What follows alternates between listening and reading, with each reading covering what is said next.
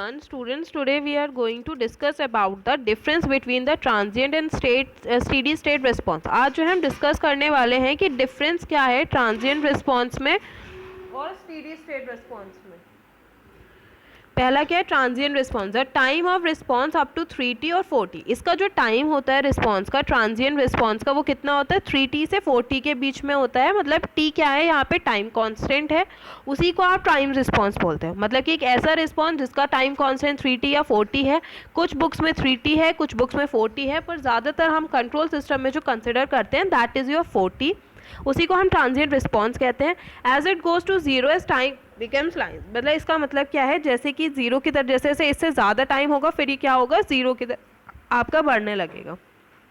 जो steady state response होता है 4t के बाद का जो भी रिस्पॉन्स आता है वो आपका स्टेडी स्टेट रिस्पॉन्स होता है। इसका मतलब है फिर आपका टाइम बढ़ता जाएगा लेकिन ये अपनी कांस्टेंट वैल्यू पे रहेगा। ठीक है, फिर आता है does not depend on input signal. जो ट्रांजिएंट रिस्पॉन्स है वो इनपुट सिग्नल के ऊपर डिपेंड नहीं होता है, लेकिन स्टेडी स्टेट रिस्पॉन्स जो होता है वो डिपेंड करता है कि आपका इनपुट सिग्नल क्या है। आपने यूनिट रैम्प दिया है, आपने स्टेप दिया है, आपने पैराबोलिक दिया है, एक्सपोनेंशियल दिया है, आपने क्या दिया है। तीसरा होता है reveals the nature of the response that is oscillator और ओवरडैम्प। जो ट्रांजिएंट रिस्पॉन्स है वो ये बताता है कि रिस्पॉन्स कैसा है, आपको ऑसिलेटरी होगा या फिर ओवरडैम्प्ड होगा, इसकी स्पीड का भी इंडिकेशन देता है। दूसरा जो होता है स्टेडी स्टेट रिस्पॉन्स, ये एक्यूरेसी बताता है। अगर वो जो है बिल्कुल आपका इनपुट के उस पर आ गया तो फिर तो हाँ ठीक है। जैसे कि ये ऊपर एक फिगर बना रखी है, कल के नोट्स में आपको बनवाई हुई थी ये फिगर। तो ये देखिए ये जो फिगर है, तो इसके बीच में जितना गैप कम होगा उतना ज़्यादा क्या होगा, एक्यूरेट होगा सिस्टम। जितना ज़्यादा गैप उतना कम एक्यूरेट। ठीक है, अब आते हैं time response analysis of a first order system. ये डायरेक्ट क्वेश्चन आता है कि फर्स्ट ऑर्डर सिस्टम की जो है टाइम एनालिसिस करिए, और वो आपको ये बताएंगे कि आपका सिस्टम जो है उसमें इनपुट क्या होगा। तो सबसे पहले जब हाईएस्ट पावर एस की क्या होती है 1 होती है, तो वो कौन सा सिस्टम होता है, आपका फर्स्ट ऑर्डर सिस्टम होता है।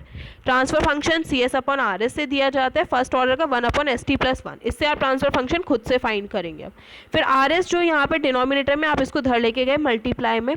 अब RS का मतलब होता है इनपुट सिग्नल क्या है। तो जब आपका इनपुट जो है वो आपका यूनिट स्टेप हो गया तो RS की वैल्यू कितनी होगी, RT1 होता है, उसका इनपुट सिग्नल 1 ही होता है यूनिट स्टेप का। और अगर आप 1 का लाप्लास लेंगे एस डोमेन में लिखेंगे तो 1/S हुआ। तो CS is equal to 1/S into 1/ST+1 पहले से था। फिर आपने क्या किया, पार्शियल फ्रैक्शन से इसको करा। जब हम पार्शियल फ्रैक्शन से 2 वाले करते तो कितना आ जाएगा, ये A/S प्लस B/ST+1। ये इसके ऊपर A आ गया, ये B आ गया, उधर क्या है CS चल रहा है आपका। CS की जगह आपने CS की वैल्यू रखी।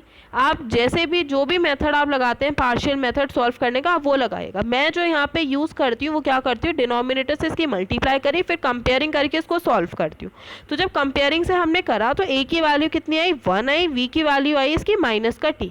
सेम हमने वैल्यू पुट करी, लाप्लास लिया यहाँ पे 1/S, इसका T/ST+1 का हम लाप्लास कैसे लेते हैं, ऊपर नीचे दोनों से T कॉमन लिया, 1/S प्लस ये हो गया। इनवर्स लाप्लास ट्रांसफॉर्म हम लेंगे तो 1/S का कितना हो जाएगा 1 माइनस इसके कितना हो जाएगा e की पावर माइनस का 1/T और स्मॉल t। तो CT की वैल्यू कितनी आ गई, इतनी आ गई आपकी निकल कर। ठीक है, नेक्स्ट आता है एरर सिग्नल। क्या होता है, डिफरेंस होता है इनपुट सिग्नल आउटपुट सिग्नल का। तो एरर सिग्नल क्या हो गया, RT माइनस CT। RT कितना था, 1 था आपका क्योंकि यूनिट स्टेप था। CT कितना था, अभी आप फाइंड किए हैं, तो ये एरर सिग्नल आ गया। स्टेडी स्टेट एरर होता है जब टाइम लिमिट जो होगी t टेंड्स टू इन्फिनिटी हो जाएगा। यहाँ पे आपने t की जगह इन्फिनिटी लगा दी तो ESS कितना हो गया, 0 आ गया।